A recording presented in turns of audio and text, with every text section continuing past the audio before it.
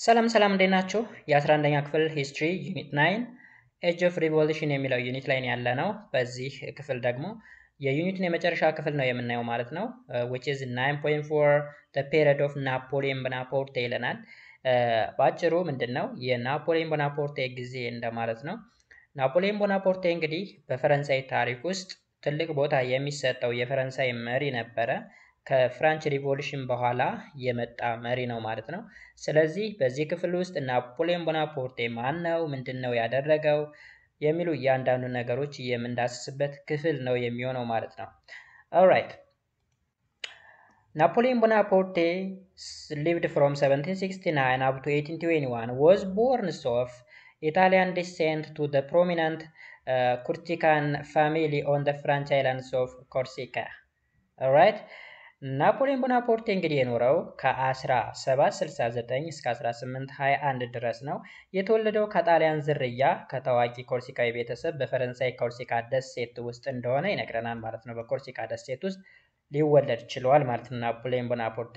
Before he became to power, he distinguished himself as a military genius specializing in artillery ይለናል። አርቲለሪ ወደ ስልጣን ከመምጣታቸው በፊት ወይም ከመምጣቱ በፊት እንግዲህ በመድፍ መተኮስ የተካነ ወታደራዊ ልቅ መሆኑንም አውቋል ማለት ነው የሰው። ኦኬ ስለዚህ የመድፍ ባለሙያ ነው። በመድፍ ትኮሳ ስፔሻላይዝድ ያደረገ ሰው ነው ናፖሊዮን ቦናፓርቴ።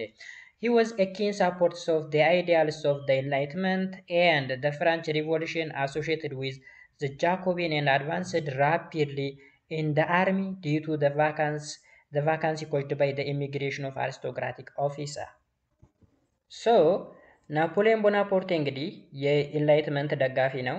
ከዛ በተጨማሪ ደግሞ የፈረንሳይ አብዮትም ደጋፊ ነው ማለት ነው። በዋናነት እንግዲህ ከጃኮቢን ጋር የተቆራኘ ነበረ ወይም አሶሺየትድ የሆነ ነው። ከዛ በተጨማሪ እንግዲህ ፈጠን ብሎ ወደ አርሚው የተቀላቀለ ነው። ለምንድነው ወደ አርሚው የተቀላቀለበት ምክንያት ወይም ይህን እድል እንዴት አገኘው ካልን ደግሞ ቫካንሲ ነበር ወይም ክፍት ቦታ ነበረ። ቢካውዝ ብዙ አሪስቶክራቲክ ኦፊሰሮች ኢማይግሬት አድርገው ነበረ በሪቮሉሽኑ ምክንያት። ታስታውሳችሁ ከዚህ ቀደም በነበረው ክፍል ላይ ስለ ፍራንች ሪቮሉሽን ስናወራ ይሄ ኪንጉ ወይም ደግሞ ኪዩኖች ወይም አጠቃላይ የንጉሳውያን ቤተሰቦች ከፈረንሳይ ተሰደው ወጣው ነበረ። ስለዚህ ክፍት ቦታ ነበር ማለት ነው። በዛ በፍጥነት ራፒድሊ ነው ወደ አርሚው ሊቀላቀል የቻለው ናፖሊዮን ቦናፓርቴ ማለት ነው። ናፖሊዮን took his power on December 25, 1799 with the constitution giving him a supreme power. እንግዲህ ናፖሊዮን በታህሳስ 25 ቀን 1799 ነው ስልጣንን በህገ መንግስቱ የበላይ ስልጣን የተሰጠው ማለት ነው። ስለዚህ ከህገ መንግስቱ በላይ የሆነ ስልጣን ያለው ሰው ነው ናፖሊዮን ቦናፓርቴ። ኦኬ with the constitution giving him a supreme power. ህገ መንግስት አለ። ይህ ህገ መንግስት ግን ለናፖሊዮን ቦናፓርቴ ሱፕሪም የሆነ ስልጣን የሰጠው ነው ማለት ነው። the first part of his rule was known as the consulate periods that lasted from 1799 to 1804. ስለዚህ የአገዛዙ የመጀመሪያው ክፍል ከስንት ጀምሮ ከ1799 ጀምሮ እስከ 1804 ድረስ የሚቆይ የቆንስላ ጊዜ በመባል ይታወቅ ነበረ። ኦኬ ምን ብለን እንጠራዋለን? the consulate period ብለን ነው የምንጠራው። the first part of his rule የመጀመሪያው አስተዳደሩ ወይም አገዛዙ the consulate period ከ99 እስከ 1804 ድረስ የቆየ። as first consul ናፖሊዮን behave more like an absolute ruler. so የመጀመሪያ ኮንሱል እንደመሆኑ መጠን አብሶሉት የሆነ ሩለር ነበረ ወይም ደግሞ ፍጹማዊ ገዢ ነበረ። ፍጹማዊ ገዢ ማለት ፈላጭ ቆራጭ የሆነ ማንንም የማይሰማ ከሱ በላይ ማንም የሌለ ማለት ነው። he sought to govern France by demanding loyalty to the state, rewarding abilities and creating an effective hierarchical bureaucracy ይለናል። ኦኬ ለመንግስት ታማኝነትን በማሳየት እንዲሁም ችሎታን በመስጠት ከዛ በተጨማሪ ውጤታማ የሆነ ተዋረዳዊ ቢሮክራሲን ለመመስረት ፈልጎ ነበር ማለት ነው። ናፖሊዮን may be thought of as the last and most eminent of the enlightened despots. አያችሁ ናፖሊዮን ምን ብሎ ነው የሚያስበው ራሱን the most eminent of the enlightened deposed። እዚህ ጋር ዲስፖት ማለት ምን ማለት መሰላችሁ? ጨቋኝ ገዢ ማለት ነው። ስለዚህ ራሱን እንዴት አድርጎ ይቆጥራል መሰላችሁ? እንደሱ የበራለት እንደሱ ሁሉን ነገር የሚያውቅ ኦኬ፣ ወደፊትም ወደኋላም አይመጣም ብሎ ያስባል። እና እንደኔ አይነትም ጨቋኛውም የተገለጸለት የበራለት ኢንላይተንድ ማለት ሁሉ ነገር አንደርስታንድ ማድረግ የሚችል የተገለጸለት የበራለት አይነት ግን በዛ ልክ ደግሞ ጨቋኝ ገዢ ማን አለብኝ ባይ ገዢ እንደኔ የለም ብሎ የሚያስብ ነው። during this initial phase of his rule ናፖሊዮን introduced important reforms። እንግዲህ በዚህ የግዛቱ መጀመሪያ ምዕራፍ ናፖሊዮን ጠቃሚ ማሻሻያዎችን ለማስተዋወቅ ችሏል ማለት ነው። ወይም የተለያዩ ሪፎርሞችን ወይም ማሻሻያዎችን ምን ብሏል አውጥቷል ማለት ነው። alright, perhaps the longest lasting legacy of the Napoleon rule is the Napoleon Code which provided legal unity። alright፣ እንግዲህ ምናልባትም የናፖሊዮን አገዛዝ ረጅም ዘላቂ የምንለው እንግዲህ the long lasting ወይም longest lasting legacy of the Napoleon rule is the Napoleon Code የናፖሊዮን ኮድ ተብሎ የሚጠራው እንግዲህ በዚህ ዘመን ትልቅ አሻራ የጣለ ነው። ወይም ባጭሩ በፈረንሳይ ታሪክ ውስጥ ትልቅ አሻራን ያስቀመጠ ነው the Napoleon Code ተብሎ የሚጠራው which provide a legal unity እንደምን አድርጎ ይጠቀሙበታል ማለት ነው። ይህም የመጀመሪያ ግልጽና የተሟላ የፈረንሳይ የህግ ኮድ ነው ማለት ነው። alright, this was the first clear and complete codifications of the French law። ይህ ናፖሊዮን ኮድ ብለን የምንጠራው በፈረንሳይ ምድር ውስጥ የመጀመሪያው ግልጽ የሆነ የተሟላ ህግ ነው ማለት ነው። ህግ ነው። the law included civil codes of criminal procedure, commercial codes and penal codes። ይህ ኮድ እንግዲህ ምን ይዟል መሰላችሁ? ህጉ የፍትሐብሔር የሲቪል ኮድ ማለት እንግዲህ የፍትሐብሔር ህግ ነው። ከዛ ክሪሚናል ኮድ ኦፍ ክሪሚናል ፕሮሲጀር ብለን የምንጠራው ደግሞ የወንጀለኛ መቅጫ ህግ የምንለው ማለት ነው። ከዛ ደግሞ ኮመርሻል ኮድ የምንለው ደግሞ ከንግድ ጋር የተገናኘ የንግድ ምናምን፣ እንዲሁም ፔናል ኮድ ስንል ደግሞ የወንጀለኛ መቅጫ ህግን ያጠቃልላል። እነዚህ ነገሮች በጥቅሉ the Napoleon Code ተብለው ይጠራሉ ማለት ነው። it emphasizes the protections of private property። alright፣ እዚህ ጋር እንግዲህ የግል ንብረት ጥበቃ ላይ አጽንኦት ይሰጣል ማለት ነው የናፖሊዮን ኮድ በዋናነት ማለት ነው። this term gave rise to the strong central government and administrative unity። እንግዲህ ይሄም እንደን ይሰጣል መሰላችሁ? ይህ ደግሞ ጠንካራ ማዕከላዊ መንግስትና አስተዳደራዊ አንድነት እንዲፈጠር ያደርጋል ማለት ነው።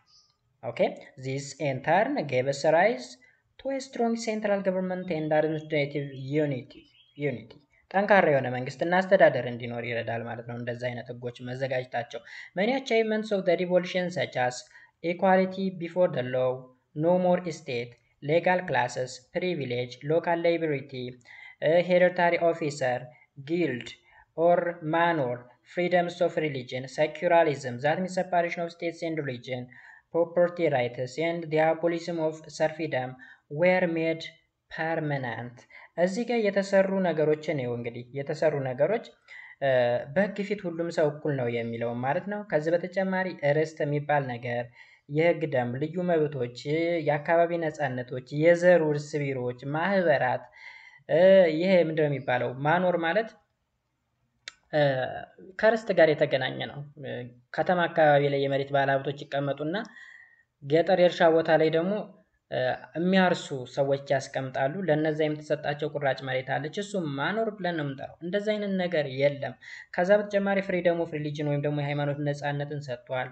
በመንግስትና በሃይማኖት መካከል መለያየት ወይም ሴኩላሪዝም የሚባል ነገር፣ የሀብት መብት የሚባል ሌላው ደግሞ አቦሊሽ የሰርፊደም አሁንም ይሄ ምንድን ነው ከማኖር ጋራ ወይም ደግሞ ይገባር ብለን የምንጠራው ከዛ ጋር የተገናኘ እሱ አቦሊሽ እንዲሆን ሆኗል። እነዚህ ነገሮች በሙሉ ፐርማነንት ሆነው በዚህ በናፖሊዮን ኮድ ውስጥ ሊቀመጡ ችለዋል ማለት ነው ጋይስ። ኦልራይት ውሜንስ ጌንድ ኢንሄሪታንስ ራይትስ ባት ዌር ዲናይድ ኢኳል ስታተስ ዊዝ ሜን ኤክሴፕት ኢንሄሪታንስ ራይት። እንግዲህ ሴቶችም ከወንዶች ጋር ተመሳሳይ የሆነ መብት ተሰጥቷቸዋል። ስፔሻሊ ኢንሄሪታንስ ወይም ደግሞ የውርስ መብቶችን አግኝተዋል ማለት ነው። ነገር ግን ያ ማለት በሌሎች ስታተሶች ወይም ደግሞ በሌላ ሁኔታዎች ከወንዶች ጋር እኩል ናቸው ማለት አይደለም። ከኢንሄሪታንስ ወይም ደግሞ ከውርስ መብት በስተቀር ማለት ነው። ውሜንስ ኤንድ ችልድረንስ ወር ሌጋሊ ዲፐንደንት ኦን ዴር ሃዝባንድስ ኤንድ ፋዘር። አያችሁ፣ ሴቶችና ህፃናት በህግ አግባብ ከባላቸውና ከአባታቸው ጋር ዲፐንዳንት እንዲሆኑም ጥገኛ እንዲሆኑ ነው የተደረጉት። ሴቶቹ ውሜኖቹ ከሀዝባንዳቸው፣ ችልድረን ደግሞ ከፋዘራቸው ዲፐንዳንት እንዲሆኑ የራሳቸው የሆነ መብት ሙሉ መብት የላቸው። ዳይቮርስ ወዝ ሞር ዲፊካልት ቱ ኦብቴን ዳን ዱሪንግ ደ ሪቮሉሽን። ከሪቮሉሽኑ አንጻር ወይም ከአብዮቱ አንጻር ስናየው ፍቺ በጣም ከባድ ሆኗል እዚህ ጋር። Women could not buy or sell properties or begin to a business without the consent of their husbands. ሴቶቹ እንግዲህ ባላቸው እስካልፈቀደ ድረስ እስካልተስማማ ድረስ የሆነን ሀብት ንብረትን የመግዛት ወይም የመሸጥ ምንም አይነት መብት የላቸውም። ኢቨን ቢዝነስ የመጀመር ምንም አይነት መብት የላቸውም። The income earned by wives went to their husbands. እዚህ ጋር አሁን እንግዲህ ሴቶቹ ሀብት ንብረት ቢያፈሩ ወይም ቢያገኙ ቀጥታ ለማን ነው የሚሰጡት? ለባላቸው እንዲሰጡ ያዛል ማለት ነው የናፖሊየን ኮድ ወይም ደግሞ የናፖሊየን ህግ። ሌላው ፔናልቲ ፎር አደልተሪ ዌር ፋር ሞር ሰቨር ፎር ውሜን ዳን ፎር ሜን። ይህ ምን ማለት ነው? አደልተሪ ማለት ባይ ዘ ዌይ ዝሙት ማለት ነው። ስለዚህ የዝሙት ቅጣቶች ከወንዶች ይልቅ ለሴቶች በጣም ከባድ ነበረ። ስለዚህ ዝሙት ቢሰሩ ሴቶች ከባድ የሆነ ቅጣት እንዲቀጡ ይሆናል ማለት ነው። Another major reforms was the value of places of the talent to improve career. ሌላው እንግዲህ ምንድን ነው? ሌላው ትልቁ ማሻሻያ ደግሞ ሙያን ለማሻሻል የተሰጠው ዋጋ ነው። ሙያን ወይም ኬሪየርን ለማሻሻል የተሰጠው ዋጋ ወይም የተሰጠው ነገር ነው ሌላው ማሻሻያ ማለት ነው። Citizens were theoretically able to rise in government service purely according to their ability ይለናል። አያችሁ እዚህ ጋር ዜጎች እንግዲህ እንዳቅማቸው ብቻ በመንግስት አገልግሎት እንዲያገለግሉ እንዲሰሩ በአቢሊቲያቸው ማለት ነው። በአቢሊቲያቸው እንጂ እንደዚህ በዘር ገለመን የለም።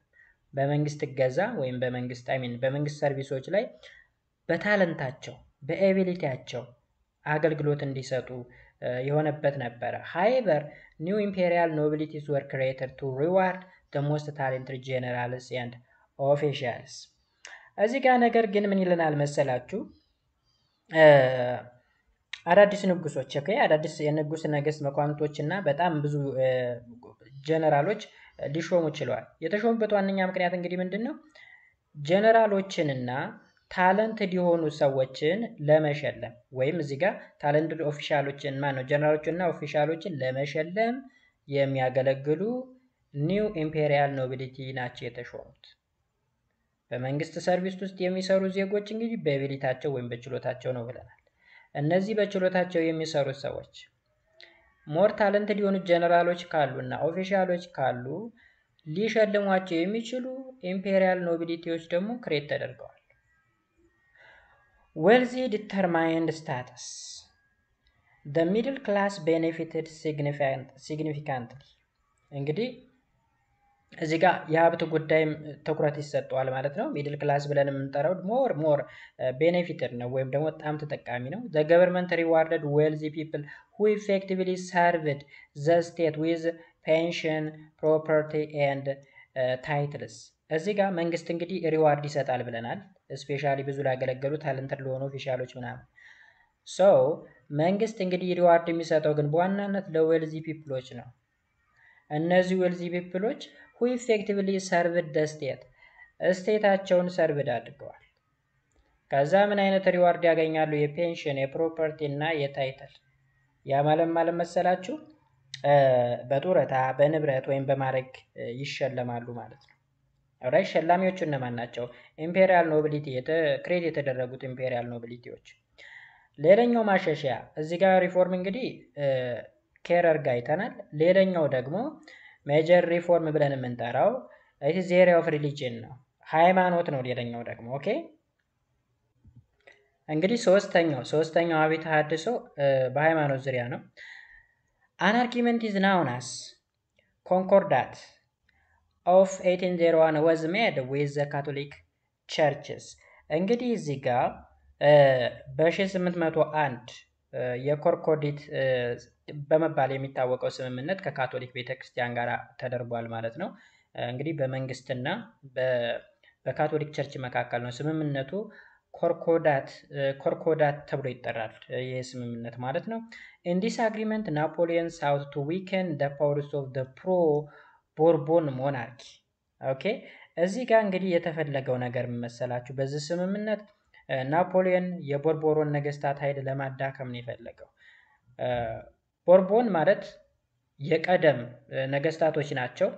ኦልድ ሪጅሙ ላይ የነበሩ የድሮ ስርዓት ሪስቶር እንዲያደርግ ወይም እንዲመለስ የሚፈልጉ ማለት ነው። ስለዚህ እነሱን ማዳከም ስለፈለገ ከቤተ ክርስቲያን ጋር ስምምነትን ፈጠረ። He again believed in the powers of the religion in making people accept the economic inequality። እንግዲህ እዚህ ጋር ሰዎች የኢኮኖሚ እኩልነት እንዲቀበሉ በማድረግ በሃይማኖት ኃይል እንደገና በሃይማኖት ኃይል ያምን ነበር። ያ ማለት መሰላችሁ ሃይማኖተኞች ወይም ደግሞ የሃይማኖት አባቶች ፒፕሉን የሆነ ነገር ሲያዝዙት እንደሚታዘዛቸው ያውቃል። So he again believed in powers of religion። የሃይማኖቱን ምን ያምናል? ኃይል ያምናል ወይም አቅም ያምናል። የምን አቅም? In making people accept economic inequality። ህዝቦቹ የኢኮኖሚክ ኢኒኳሊቲ እንዳለ ተነግሯቸው እንዲቀበሉ። Some other provisions include the church would never lay claim pre-revolutionary property, the replacement of disloyal clergy with those who supported the state, and freedom of worship።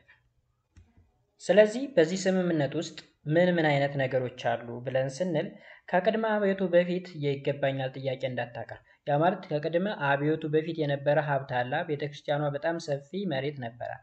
ስለዚህ ከቅድመ አብዮቱ በፊት የነበረውን የሀብት ይገባኛል ጥያቄ ድጋሜ እንዳታቀርብ፣ ታማኝ ያልሆኑ ቀሳውስት ወይም እዚህ ጋር ዲስሎያል ክለርጂዎች ምን እንዲሉ መንግስትን በሚደግፉ ሰዎች እንዲተኩ የማድረግ እና ደግሞ የአምልኮ ነጻነት ወይም ደግሞ ፍሪደም ኦፍ ወርሺፕ እንዲሰጥ የሚሉ ነበሩ አግሪመንቱ ላይ ያሉት ማለት ነው። ናፖሊዮን ሳውት ቱ ብሪንግ ፋይናንሻል ዩኒቲስ ኢን ፍራንስ። እንግዲህ ናፖሊዮን በፈረንሳይ የገንዘብ እድገት ለማምጣት ፈልጎ ነበረ ማለት ነው። በዋናነት ቱ ዲስ ኤንድ ሂ ስታብሊሽድ ዘ ባንክ ኦፍ ፍራንስ ኢን 1800። ስለዚህ በዚህ ምክንያት በ1800 የፈረንሳይ ባንክን አቋቋመ ማለት ነው። The government established the sound currency and public credit። በአጭሩ መንግስት እንግዲህ ምንድነው ስታብሊሽ ያደረገው? ከረንሲዎችን ፐብሊሽ ያደረገ ወይም ደግሞ ስታብሊሽ ያደረገ። ከዛ በኋላ ደግሞ ለህዝብ ብድርን አቀረበ ወይም ደግሞ ፐብሊክ ክሬዲትን ይዞ መጣ ማለት ነው። ቢኮዝ ባንክ ተቋቁሟል። ከዛ ገንዘብ መሰራት መቻል አለበት። ከዛ ደግሞ ብድር የህዝብ ብድር መቋቋም መቻል አለበት ማለት ነው። Then economic reform stimulated the economy by providing food at low price and increasing employment, lowering taxes on the farmers, and tax collection became more efficient። ከዛም እንግዲህ የኢኮኖሚ ማሻሻያ ተደረገና ኢኮኖሚውን አነቃቃው። ይህም እንግዲህ በዝቅተኛ ዋጋ ምግብ በማቅረብ የስራ ዕድል በማድረግ በገበሬዎች ላይ የግብር ቅነሳ በማድረግ የግብር አሰባሰቡን የበለጠ ውጤታማ እንዲሆን አደረገው ማለት ነው። በዚህ ምክንያት የፈረንሳይ ኢኮኖሚ እየተንሰራራ ወይም ደግሞ እያደገ እየተሻሻለ መጣ ማለት ነው። እነዚህን ነገሮች በማድረግ አሁን የፋርመሮችን ታክስ ቀንሷል። ከዛ በተጨማሪ ምግብ በርካሽ ዋጋ እንዲቀርብ በማድረግ ኤምፕሎይመንት ወይም ደግሞ የስራ ዕድልን በመጨመር ወዘተረፈ። ዋትስ ኔክስት? ኤጁኬሽናል ሪፎርም ነው ደግሞ ያለው ትምህርታዊ ማሻሻል። ስለዚህ በትምህርት ዘርፍ ደግሞ ማሻሻያ መጥቷል ማለት ነው። Educational reforms were based on the system of public education under state control። የትምህርት ማሻሻያዎችን የተመሰረቱት በመንግስት ቁጥጥር ውስጥ ባለው የህዝብ ትምህርት ቤት ስርዓት ላይ ነው። እንግዲህ የህዝብ ትምህርት ቤት ሆኖ መንግስት የሚቆጣጠራቸው ማለት ነው። እንግዲህ የትምህርት ማሻሻያዎቹ In the area of intelligence, Napoleon introduced a spy system that kept thousands of citizens under a continuous ሰርቪላንስ ምን ማለት ነው? ይሄ እንግዲህ በስለላ ዘርፍ ናፖሊዮን በሺዎች የሚቆጠሩ ዜጎችን ቀጣይነት ባለው ክትትል የሚደረግበትን የስለላ ዘዴን ያስተዋውቅ። ያ ማለት ዜጎችን የመከታተል ማን ምን ያደርጋል፣ ማን ሀገር ይክዳል፣ ማን ነገር ያቀብላል፣ ማን ጥሩ የሚሉ ነገሮችን ኦኬ እነሱን የሚቆጣጠርበት የኢንተለጀንሲ ሲስተም ወይም ደግሞ በስለላ ተቋም ነው ያቋቋመው ማለት ነው። ኦፖዚሽን ወር ሮትለስ ሰፕረስድ ኤንድ suspects were thrown in prison if not executed without a valid evidence ይለናል። እዚህ ጋር እንግዲህ ተመልከቱ። አሁን ኦፖዚሽንስ ወይም ደግሞ እነዚህ ተቃውሞዎች ካሉ ወደው ሰፕረስ ይደረጋሉ ወይም ደግሞ ኦፖዚሽኑ እንዲቋረጥ ወይም አመፅም ካለ ወደው ሰፕረስ እንዲደረግ ይችላል። የተጠረጠሩ ሰዎች ደግሞ ወደ እስር ቤት ይወረወራሉ። thrown in the prison ወደ ፕሪዝን ካልተወረወሩ ደግሞ ኤክስኪዩት ይደረጋሉ ወይም ይገደላሉ ያለምንም ማስረጃ ማለት ነው። The major drawbacks of the Napoleon reform includes severe inequality for women's workers were not allowed to form a trade union, state represses liberty, severed republicanism, and restore absolutism in France through the creation of a police state and practiced nepotism by placing his relatives on the thrones of the nation he conquered። እዚህ እንግዲህ የዚህ ሪፎርም ወይም ደግሞ ሜጀር ድሮባክ የሚባለው የዚህ ሪፎርም የናፖሊዮን ሪፎርም ማለት ነው። ኢኒኳሊቲ ሰፍኗል በሴቶች ላይ፣ በወርከሮች ላይ። ወርከሮች ለምሳሌ በትሬድ ወይም በንግድ እንዲደራጁ አይፈለግም። ስቴት ሪፕረስ ላይበሪቲ ነፃነትን፣ መንግስት ላይበሪቲን ወይም ሀገሪቱ ላይበሪቲ ነፃነትን ሁላ ተነፍግ ነበር። ሪፐብሊካኒዝም የሚባለው አይዲያ እንዳይኖር፣ ከዛ ይልቅ አብሶሉቲዝም የሚባለው የአገዛዝ ስልት በፈረንሳይ ላይ እንዲሰፍን። ኦኬ ከዛ ደግሞ ኒፖቲዝምን ወይም ደግሞ ይሄ በዘመድ አዝማድ የሚሰራ ሙስና እንዲንሰራፋ።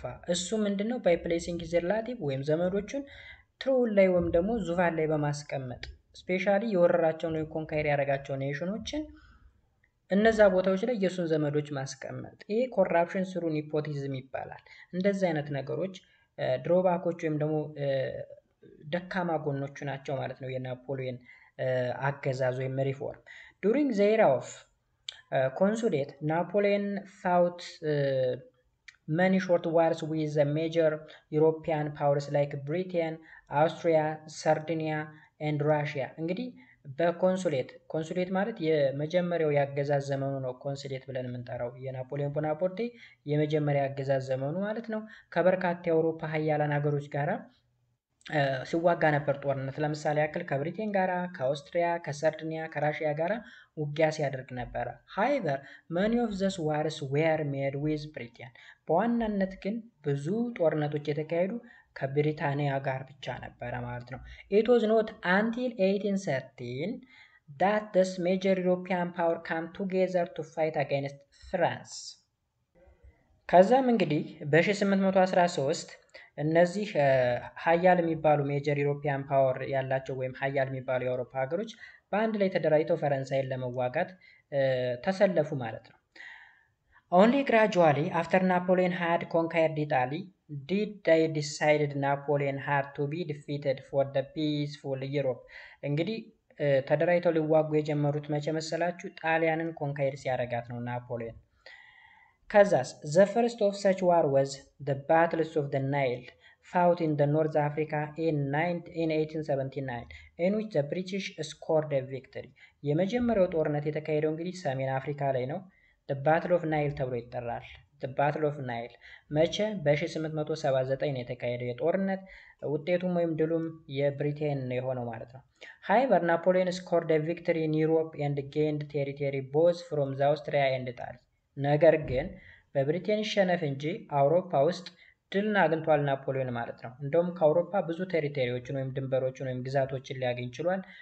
ከማን በተለይ ከአውስትሪያ እና ከጣሊያን ላይ ግዛቶችን ሊያገኝ ችሏል። however his attempt to suppress the slave rebellion in Saint Domingue Haiti in 1804 was a fiasco as a later defeated the French and achieved independence።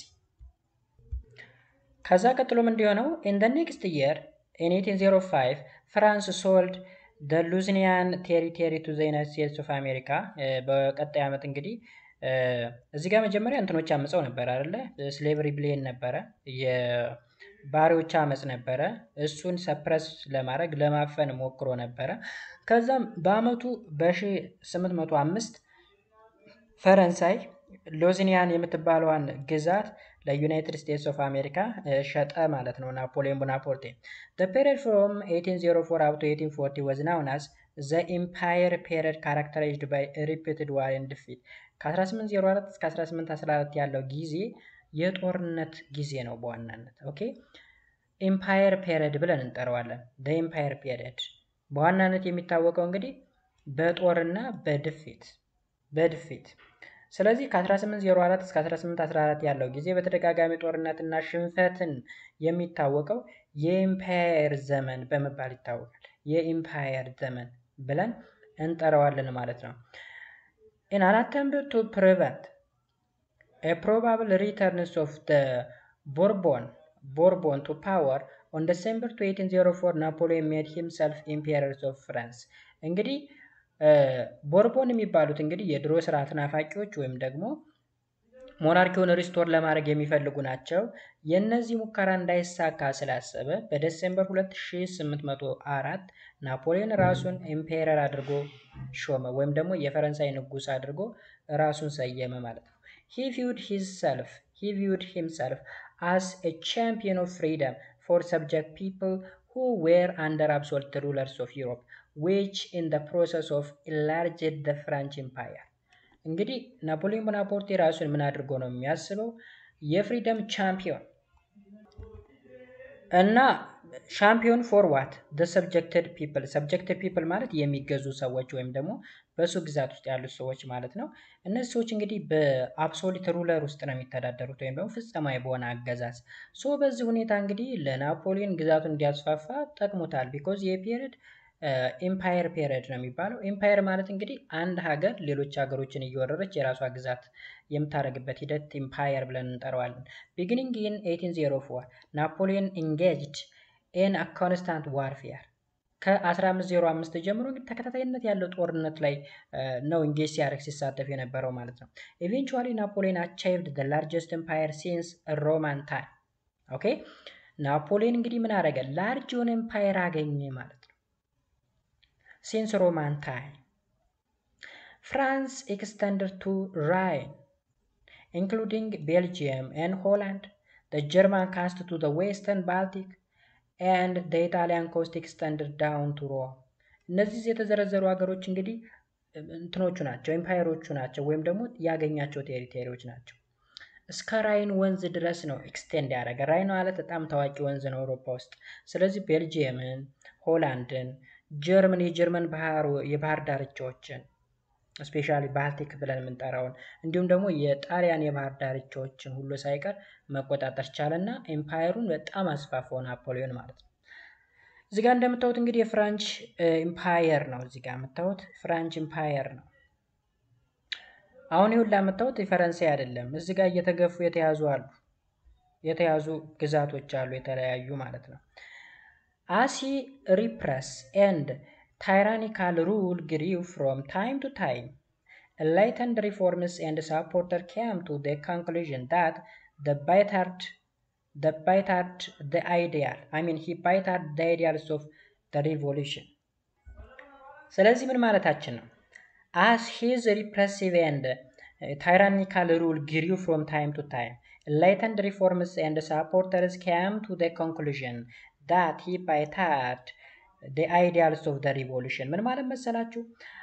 አፋኙና አምባገነናዊ አገዛዙ ከጊዜ ወደ ጊዜ እያደገ ሲሄድ የብሩ ለውጥ አራማጆችና ደጋፊዎች የአብዮቱን አስተሳሰብ ከዳ ወደሚል ድምዳሜ ደረሱ ማለት ነው። ስለዚህ ፈረንሳይ ትፈልግ የነበረውን ህልሟን አቀጨጨ ወይም ወደ አልተባለ አቅጣጫ ወሰደ የሚል እሳቤ ላይ ደረሱ ማለት ነው። in 1805 he decided to invade Britain። በ1805 ብሪታንያን ለመውረር ፈለገ ማለት ነው ወይም ወሰነ። this move was seen as the major threat to the balance of power in Europe። alright ስለዚህ በ1805 ብሪታንያን ለመውረር ወሰነ። ይህ እርምጃ በአውሮፓ የኃይል ሚዛን ላይ ትልቅ ስጋት ሆኖ ታይቷል ማለት ነው። አዘ ሪዛልት አውስትራሊያ ኤንድ ዛሬስት ራሽያ አውስትራሊያ ኤንድ ዛሬስት ራሽያ ካም ኦን ዘ ሳይድ ኦፍ ብሪቴን። እንግዲህ በዚህ አሁን ብሪቴን ሊወራት ነው ብለናል፣ ወስኗል። ስለዚህ ዛሬስት ራሽያ እና ማነች አውስትሪያ ከማን ጎን ቆመች ማለት ነው? ከብሪቴን ጎን ቆሙ ማለት ነው ሁለቱ። ኦን ኦክቶበር 21 1805 the Britain Navy destroyed the French and Spanish army at the Battle of Trafalgar። አያችሁ መቼ? በኦክቶበር 21 1805 ብሪቴን ናቪ destroyed the French and Spanish army at the Battle of what? ትራፍልጋር። የብሪቲሽ ናቪ የባህር ኃይል የፈረንሳይና የስፓኒሽን አርሚ ዲስትሮይ ያደረገው የት ላይ? ትራፋልጋር፣ ባትል ኦፍ ትራፋልጋር። አሁን ሁለት ባትሎችን እያየን ነው። ባትል ኦፍ ናይል የሚባል አለ፣ ሰሜን አፍሪካ ላይ የተካሄደው ከብሪታንያ ጋር ነው። የብሪታንያ ድል ነበር የነበረው። አሁን ደግሞ ባትል ኦፍ ትራፋልጋር ብለን የምንጠራው አሁንም ከብሪቴን ጋር የተገናኘ ጦርነት ነው እና ያሸነፈችውንም ብሪቴን ነች።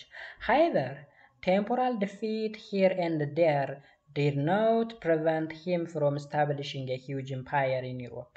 እንግዲህ ቴምፖራል ዲፊት ወይም ደግሞ ይሄ ጊዜያዊ የሆነ ሽንፈት ናፖሊዮንን ግዙፍ የሚባል ኤምፓየርን ከመገንባት አላገደውም ማለት ነው በአውሮፓ ምድር ላይ። by the treaty of Tilsit signed in June 1807 ፕሩሺያ and Russia lost a considerable numbers of territorial claim። እንግዲህ በ1807 ስምምነት ተካሂዷል። እሱም ስምምነት ትልሲት ይባላል። the treaty of Tilsit ብለን እንጠራዋለን። በዚህ ስምምነት መሰረት እንግዲህ ፕሩሺያ እና ራሽያ ብዙ ወሳኝ የሚባሉ ግዛቶቿን ልታጣጥ ትችላለች ማለት ነው። ወይም ችለዋል ሁለቱ ሀገሮች ፕሩሺያ እና ሩሺያ። once placed in his hand ናፖሊዮን sought to recognize German። እንግዲህ እነዚህን ቴሪቶሪዎች በእጁ ካስገባ በኋላ ለጀርመን አሳወቀ ወይም ሪኮግናይዝ አደረገ ማለት ነው። he brought 15 states together and named the confederations of Rhine which indirectly assisted the unification process። እንግዲህ እነዚህ 15 የሚደርሱ ስቴቶችን ከያዘ በኋላ በአንድ አድርጎ the confederation of Rhine የሚል ስያሜ ወይም የራይን ኮንፌዴሬሽን ብሎ ስያሜ ሰጣቸው። እነዚህ ደግሞ ለምን ረዱት? ኢንዳይሬክትሊ ለፈረንሳይ ዩኒፊኬሽን ፕሮሰስ ረዱት። ፈረንሳይን አንድ የማድረግ ዩኒፊኬሽን ማለት አንድነት ወይም ሀገርን አንድ የማድረግ ስራ ላይ ማለት ነው። after his defeat at the battle of Trafalgar ናፖሊዮን ሳውት ቱ ዳሜጅ ዘ ኢኮኖሚ ኦፍ ብሪቴን። አያችሁ ትራፋልጋር ባትል ላይ ናፖሊዮን ቦናፓርቴ ከተሸነፈ በኋላ በማን? በብሪቴን ማለት ነው። የብሪታንያን ኢኮኖሚ ማድቀቅ ፈለገ ማለት ነው። to this end he introduced the continental system which closed the ports of the continents to Britain commerce። ስለዚህ ምን አሰበ መሰላችሁ?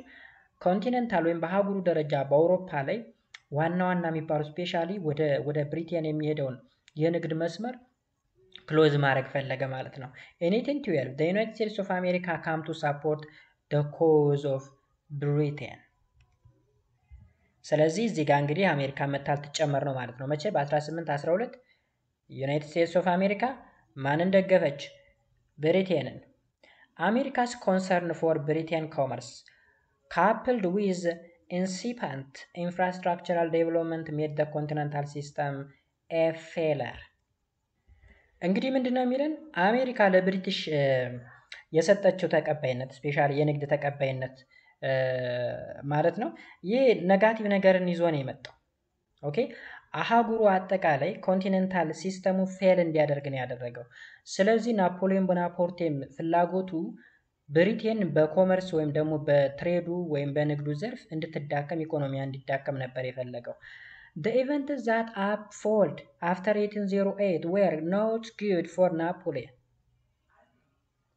Alright? እዚህ ጋር እንግዲህ ከ1808 በኋላ የተከሰቱ ክስተቶች ለናፖሊዮን ጥሩ አልነበሩ። The events that unfolded after 1804 were not good for Napoleon. From 1808 to 1812, he had to fight against the Spaniards who rejected the candidacy of the Napoleon's brother for the Spanish throne። እዚህ ጋር ተመልከቱ ጋይስ። አሁን ከ1808 እስከ 1812 የናፖሊዮን ወንድም የሆነው እንግዲህ ለስፔን ዙፋን እጩነት ውድቅ ካደረጉ ከስፔናውያን ጋር ነው ግጭት ውስጥ የገባው ማለት ነው። ኦኬ ወንድሙ የስፔንን ዙፋን ይፈልጋል ወይም የስፔን ንጉስ መሆን ይፈልጋል። እጩ ነው፣ ካንዲዳንሲ ማለት እጩ። ይህን ደግሞ ሪጀክት አድርገውታል ስፔኖች። ስለዚህ ከነዚህ ሰዎች ጋር መፋለም ይፈልጋል ማለት ነው ናፖሊዮን። ቢኮዝ ከ1808 በኋላ ለናፖሊዮን ጥሩ አይደለም ያልነው ለዚህ ነው። In the ensuing war, Napoleon met with defeat. ስለዚህ ይህን ነገር ለመመለስ ብሎ ጦርነት ውስጥ ገባ፣ ግን ድፊት ወይም ደግሞ ሽንፈትን የተቀበለው። In 1812 Napoleon invaded Russia in which he suffered a major defeat. አሁንም እንግዲህ በ1812 ናፖሊዮን ራሽያን ወረረ፣ ከፍተኛ ሽንፈትም ደረሰበት። ከዛ ለዚህ ነው ከ1808 በኋላ ጥሩ አልነበረም ለሱ ያለው ለዚህ ነው። In the year 1813 and 14 Napoleon had to fight a collision Russia, Prussia, Austria, British Army. አሁንም በ1813 እና 14 የራሽያን፣ የፕሩሺያን፣ የአውስትሪያን እና የብሪቴንን ጥምር ጦር ነው የገጠመው።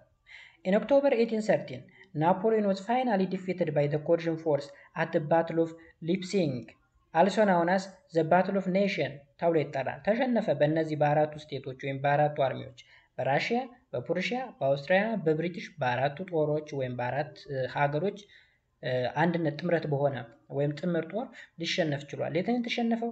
at the battle of where Leipzig, also known as the Battle of Nation ብለን እንጠራዋለን። ስለዚህ ሶስት ባትሎች መርሳት የለባቸው። ሶስት ባትሎች። አንደኛው ባትል እዚህ ጋር እንደምታዩት ትራፍጋላር ብለን የምንጠራው ትራፋልጋር። ሌላኛው ደግሞ the Battle of Nile ብለን የምንጠራው ላይ ያየ ነው። እዚህ ደግሞ the Battle of Leipzig ወይም ደግሞ the Battle of Nation. Napoleon refused to accept the terms of Austrian Foreign Minister Metternich Frankfurt proposal to reduce France to its historical size in return for his remaining on the throne. ስለዚህ ናፖሊዮን ቦናፓርቴ የኦስትሪያውን የውጭ ጉዳይ ሚኒስቴር ስምምነት ለመቀበል ፈቃደኛ አልሆነም ማለት ነው። የውጭ ጉዳዩ ሚኒስቴር ማን ነው ተብሎ የሚጠራው? ወይም የአውስትሪያን ፎሬን ሚኒስቴር ማን ብለን ነው የምንጠራው? መትሬንች ተብሎ ይጠራል። መትሬንች ብለን እንጠራዋለን። ስለዚህ the Quadruple Alliance was created in March 1814.